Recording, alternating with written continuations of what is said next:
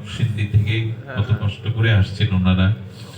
আমি হয়তো সময় দিতে পারবো না, তবু ওনারা শুধু ভক্তজন এসেছেন, ওনাদের অভিনন্দন জানাই, প্রণাম জানাই। গোবিন্দের আঙুলটা একটু কেটে গেছে, যখনই কেটে গেছে তখন সত্যভামা রুক্মিণী দেবী গোবিন্দের প্রেয়সী যারা, তারা তাড়াতাড়ি একটা ব্যান্ডেজ খুঁজছে, কোথায় ব্যান্ডেজ, ব্যান্ডেজ দিয়ে দেবে। আরে ওরা খুঁজতে গেছে আর দ্রৌপদী নিজের দামির কাপড়টা ছিঁড়ে ফেলে গোবিন্দের অঙ্গুলিতে যখন ব্যান্ডেজ দিয়ে দিল, বলল দ্রৌপদী কৃষ্ণা, দ্রৌপদীর আর এক নাম কৃষ্ণা, কৃষ্ণা, তুমি এত দামি কাপড়টা ছিঁড়ে ফেললে। গোবিন্দ, এই জীবন যৌবন দেহ তো তোমার, শুধু কাপড়ের অংশ না, প্রয়োজনে যদি দেহের চামড়া খুলে দিয়ে তোমার চরণে একটা জুতা করে দিতে পারতাম। কৃষ্ণের চোখে জল এসে গেল।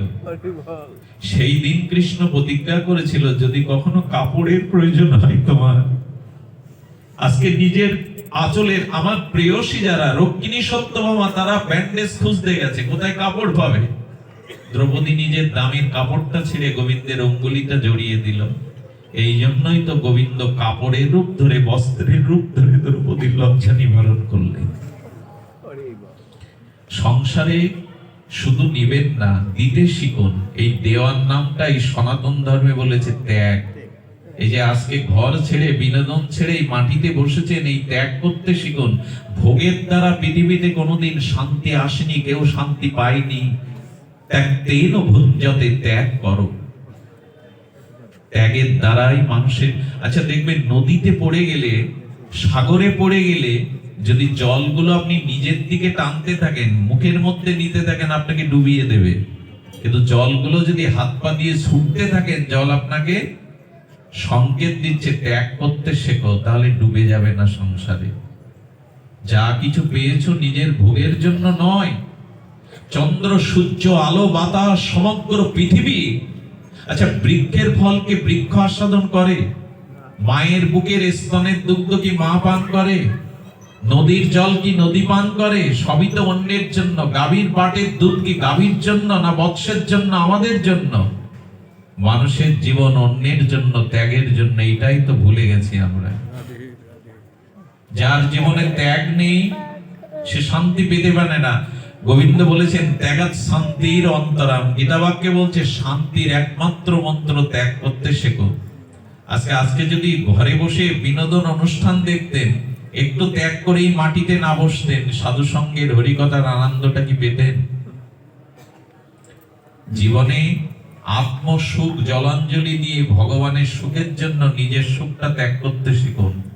এরই নাম প্রেম।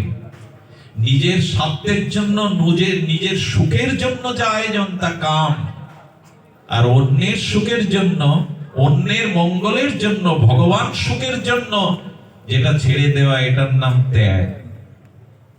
ত্যাগের পথে ছাড়া শান্তি আসবে না, কল্যাণ কোনোদিনই আসবে না।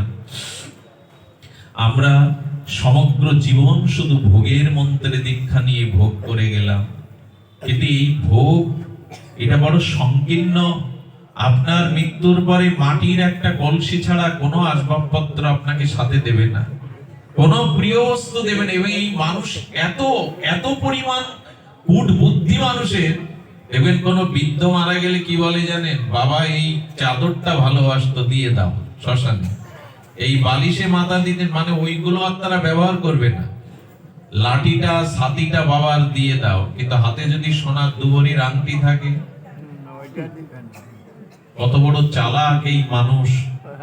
আপনাকে কেমন বলে, ছাতি লাঠি বাবা ভালোবাসতো, এটা দিয়ে দাও, চিতায় দিয়ে দাও, কিন্তু আংটি খুলে নেবে কান্নাকাটির মধ্যে। এদের জন্য আপনি জীবন কাটালেন, পরের কথা, ভগবানের কথা একবারও ভাবলেন না। এটা মূঢ়তা, এটা মূর্খতা। এই জন্য ত্যাগ আসতে হবে। ত্যাগ ছাড়া শান্তির দ্বিতীয় কোনো পথ খোলা নেই। একবার তাকিয়ে দেখুন, রামচন্দ্রের কথা কেন আসবে? রাম কেন আমাদের হৃদয়ের মর্যাদা পুরুষোত্তম হবে?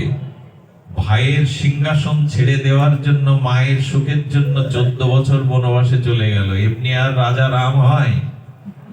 রাম যদি বলতো বাবা বুড়ো হয়ে গেছে, আমি কেন রাজ্য ছেড়ে চলে যাব, রাম অযোধ্যার রাজা হতে পারত, আমাদের হৃদয়ের রাজা হতে পারত না। আর যার জন্য রাজ্য ত্যাগ করলো সেই ভরত এসে কি বলল? ভরতের প্রেম দেখুন, চিত্রকূটে রামকে ফিরিয়ে আনতে গিয়ে রাম না আসলে তার পাদুকা নিয়ে 14টা বছর ছত্র ধরে কাটালে। ত্যাগ ছাড়া শান্তি হয়? দেখুন, যারা ভোগী ইতিহাস তাদের নাম নিশানাও রাখে না। আচ্ছা, কারো ঘরের সন্তানদের দুর্যোধন নাম রাখতে দেখেছেন? কিন্তু অর্জুনের নাম সবাই রাখে, নকুল সহদেব নাম রাখে। এর একটাই কারণ, ভোগীদের এই জগতে কোনো স্থান নাই। এই জন্য দয়া করে, করুণা করে ত্যাগ করতে শিখুন। ভোগের জীবন যাদের অভিশপ্ত জীবন, আর ভোগ চাইলেও তো বেশি দিন করতে পারবেন না, আপনার সে ক্ষমতাও নেই, দেহের ইন্দ্রিয়ের ক্ষমতা নেই যে আপনি বহুদিন ভোগ করবেন। ভোগ করলেই রোগ এসে দাঁড়াবে। এই জন্য ত্যাগ অনন্ত, ত্যাগ শান্তি। আজকে এই কমিটিরা তারা এখানে অর্থ ব্যয় করে, আপনাদের আহ্বান করে কিছু কায়িক পরিশ্রম অর্থ দিয়েছে বলে তো এই ত্যাগের ভাগবত তৈরি হয়েছে।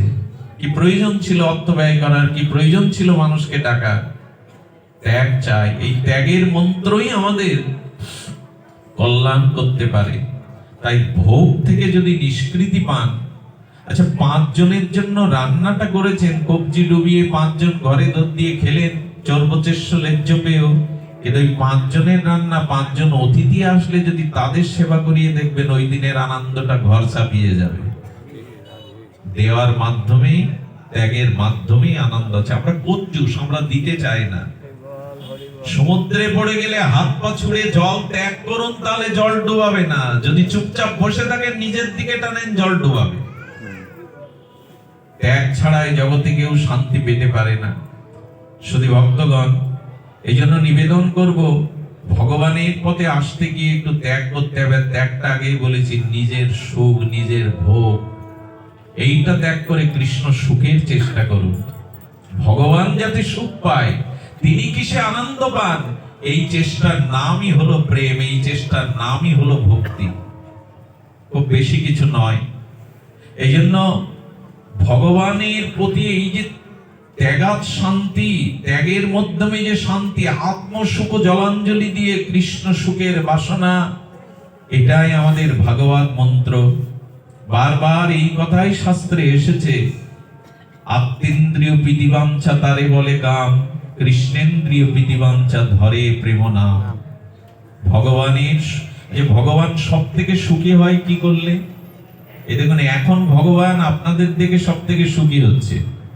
ভগবান বলছেন, মদ চিত্ত মদ গতা প্রাণা বোধয়ন্ত পরস্পরম কথায়ন্তশ্চ মাং নিত্যম দুঃসন্তি চ রমন্তি চ।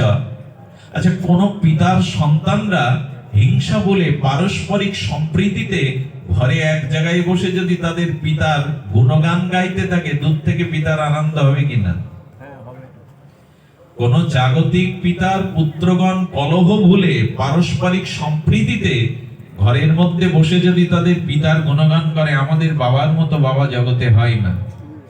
তার ত্যাগ, তার মনুষ্যত্ব, এই কথা পিতা দূর থেকে শুনলে আনন্দ পাবে কিনা? ভগবান বললেন, জীব তো আমারই সন্তান, ওরা যখন একত্রিত হয়ে আমার গুণকীর্তন করে, তখন আমারও সব থেকে আনন্দ হয়, আমি সব থেকে প্রীত হই। তো শান্তি চ রমন্তি চ, আমার ভেতরে তখন পরমানন্দ জাগে, এবং সেই ভক্তকে পাওয়ার জন্য আমি ব্যাকুল হয়ে যাই। আমি একটা অনুরোধ রাখছি আপনাদের, ভগবানের দিকে 2-4 পা এগিয়ে যান। এছাড়া আর কোনো পথ খোলা নেই আমাদের। মৃত্যুকে এড়াবার, এই যন্ত্রণাময় জন্ম মৃত্যু চক্র থেকে নিষ্কৃতি পাওয়ার কোনো উপায় নেই। ভগবানের দিকে 2 পা বাড়িয়ে দিন। এক ভক্ত গোবিন্দকে বললেন, আচ্ছা আমি 2 পা